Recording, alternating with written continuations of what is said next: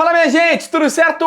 Vamos nessa então falar sobre Inter e nesse vídeo aqui te atualizar as últimas do mercado colorado, após a lista de inscrições do Campeonato Gaúcho ter encerrado. E sim, acabou a chance de Grêmio, Inter e qualquer outro clube do Gauchão de inscrever jogadores. Agora é este o plantel que vai até o final da competição.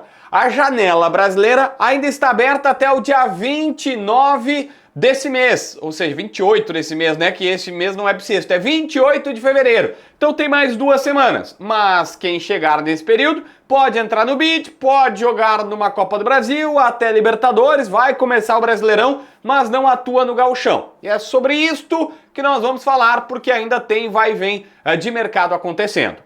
Gente, esse vídeo é para KTO, kto.bet.br, a minha casa, a nossa casa de todo mundo do Debate Raiz. Quer brincar, quer te divertir? Tem link na descrição do primeiro comentário. Vamos para a tela do meu computador, você tá vendo aí a odd especial do jogo do Inter contra o Monson, é óbvio, o Inter preservando jogadores, né? Mas vamos combinar aqui o seguinte, eu tô no odão porque, ó, vitória do Inter com gol do Wanderson e sem sofrer gols, Isto significa que a odd tá 5, era 4,60, foi uma odd para 5. Se tu botar 10, vai vir 50 na tua conta. Não precisa ser nem gênio para fazer essa conta. É esse um odão bem interessante. Mas se tu quiser colocar lá a vitória por goleada, aquela coisa toda, o jogo vai ser no estádio Beira-Rio e tudo mais. Tô vendo aqui a odd é 1.2 pro Inter, né? Monson tá pagando 9, mas o Monson não vai vencer essa partida mesmo, com reserva não tem como os caras vencerem. Então, o negócio quer brincar, quer te divertir, fica a dica do odão aí para dar uma graça e apimentar, né? Porque no mínimo é 5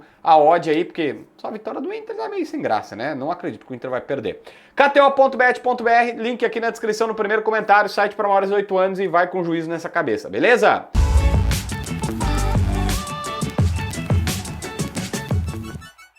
Gente, olha só, a venda do Thiago Maia tá tão enrolada que o André Mazzucco foi para São Paulo para tentar desenrolar esses nós.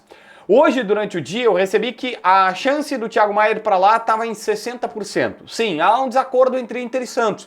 Basicamente, naquelas velhas coisas que nós já vínhamos esbarrando antes. O Inter quer o valor seu à vista, quer que assuma as prestações, todos os valores para o jogador. O Santos até aceita pagar tudo, mas não quer pagar à vista para o Inter, até porque diz que não tem. O Neymar está tentando forçar o negócio, foi na direção, falou com o jogador quer ir, não está com a cabeça mais em Porto Alegre, foi isso que basicamente nos falaram, embora ele esteja treinando, já tem imagens do treinamento que o Thiago Maia participou, mas a real é que o negócio está muito mais para... Tá muito mais complicado do que se imaginava. Não vou dizer que tá muito mais para não acontecer, porque a projeção que deram hoje é 60-40. Embora não seja um número otimista, 60 é mais do que 40. É 60 para acontecer e 40 para não acontecer. Então ainda tem uma chance. Mas tá bem enrolado e o André Mazzucco tá em São Paulo para esse e para outros negócios.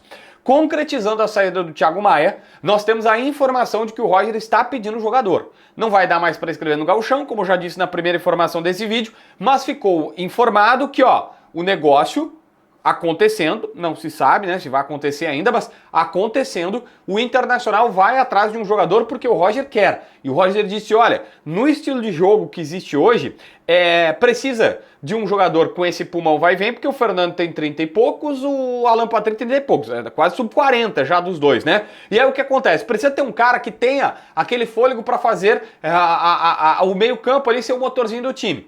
Isso demanda um desgaste, que normalmente o Thiago Maia começa, ele é substituído e entra o Bruno Henrique. Não é porque o Thiago Maia não tem físico, é porque realmente é um jogador que se desgasta muito mais do que os outros. E para ter esse motorzinho funcionando a plenos pulmões, tem que fazer essa troca. Hoje só teria o Bruno Henrique com essa característica. Pode imaginar um outro Ronaldo mais adiantado, o menino que o Roger chama de pastor, que é o Luiz Otávio. Ninguém tem esse tipo de jogo. Para manter o tipo de jogo, teria que buscar um outro jogador. E o Roger está dizendo, eu preciso de um novo cara. Pro Gauchão não dá mais, mas até o final do mês dá para contratar.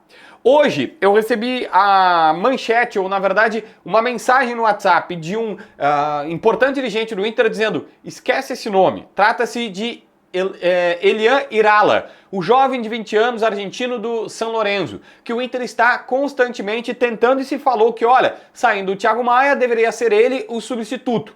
Mas essa pessoa me mandou esquecer esse nome. Por quê? O que está acontecendo que nós estamos descobrindo nas últimas horas? Resumidamente, é um nome que o Inter sabe que existe e conseguiria um negócio que seria, cara, maravilhoso, tá? O jogador, ele tem futuro, ele sobe com 18 anos da base para o titular do São Lourenço, joga na última temporada como titular e bem, o jogador que estava no elenco principal há 2 anos, mas esse último ano se afirmou, foi super bem.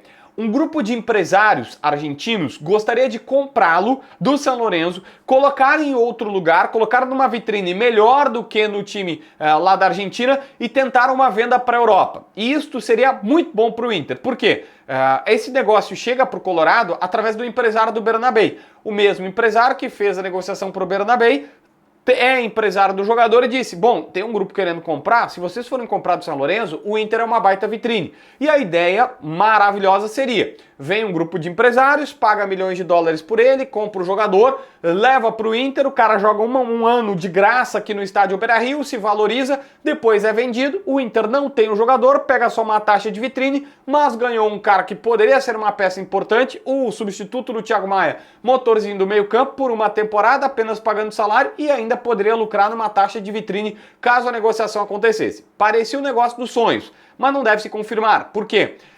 O São Lourenço está pedindo 8 milhões de dólares, na verdade, por ele. 45,8 milhões de reais. Cara, 46 milhões de reais, 8 milhões de euros, os investidores não querem pagar. E aí é plenamente justificável, que tem que pensar o seguinte, esse investidor vai pegar esse jogador por 8.